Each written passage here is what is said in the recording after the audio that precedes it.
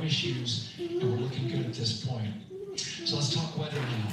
The weather, while it is favorable overall, it's not totally clean, and that was hinted at earlier when we talked about the storms. There is, of course, some onshore flow. Currently, our overall attempt percentage stands at 80% chance of acceptable weather conditions at the time of liftoff, which is practically within our launch window. That's tonight from 6:24 p.m. Eastern Time until 8:24 p.m.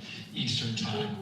Winds are good, lightning risk is low, but scattered showers still remain possible around the Cape and including near the pad. So the expectation is that there'll be some more active weather coming our way, but we're expecting it to push to the west. So the watch item is really any isolated shower that could briefly move through the area and trigger a constraint, especially for flight through precipitation.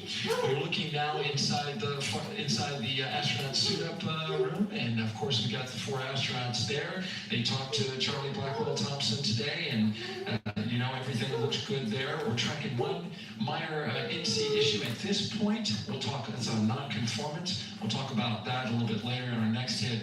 But for now, again, looking good. And of course, our administrator for NASA is here in the firing room. He checked in with the launch director, chatted with her for several minutes, and he's here in the firing room, which is a good positive sign, of course, for the day.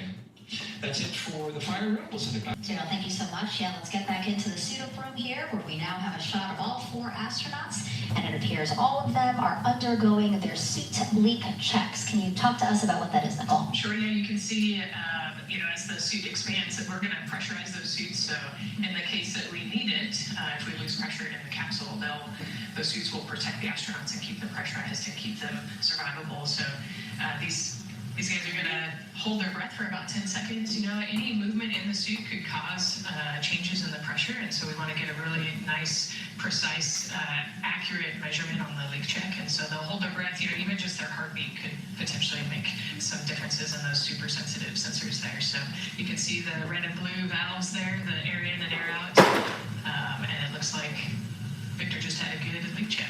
Yeah, and actually they do 3 leak checks, again, just to get an average reading to say, hey, we have confidence that these suits are holding the right pressure. As Nicole said, that tube that's going in, that's putting air into their suits, and then there was that gold instrument that you saw on their other side. That's how they can control how much pressure is being released in order to do these checks. Yep, and they will do the leak checks here in the suit room, and then they'll do more actually in the capsule as well. They'll do another leak check.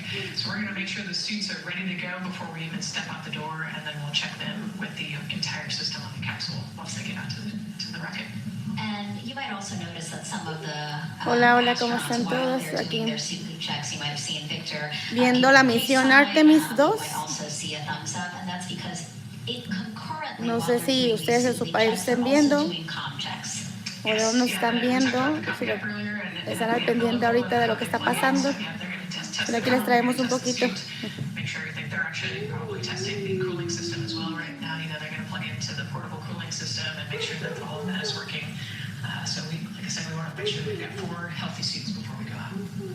Yeah, this suit, 3 layers, so obviously it can get hot. Yes. So one of the layers is a cooling undergarment, and basically they flow cold liquid through that undergarment to keep the astronauts cool and comfortable before liftoff today. Yeah, it's like a onesie with a bunch of tubes running around it, and the water flows through there to cool you down. All right, lots of information to share with you all today. If you have any questions, we'd love to hear from you. All you have to do is send your questions our way by tagging @NASA Artemis, and we'll try to answer as many of your questions live. And we'll also have some questions for you throughout the broadcast, so we hope you can participate in those opportunities as well. Okay, as we continue to be inside the suit-up room here, why don't we learn a little bit about each of our crew members? Right now we are looking at pilot Victor Glover, but hopefully we can get a shot here of our commander, Reed Wiseman. Reed Wiseman is a Baltimore native. He's been in space once before as flight engineer for Expedition 41 aboard the International Space Station from May through November 2014. During the 165-day mission, Reed and his crewmates completed, get this, more than 300 science experiments in areas like human physiology, medicine, physical science, earth science, and also astrophysics. They actually set a milestone for station science by completing a record 82 research hours in a single week.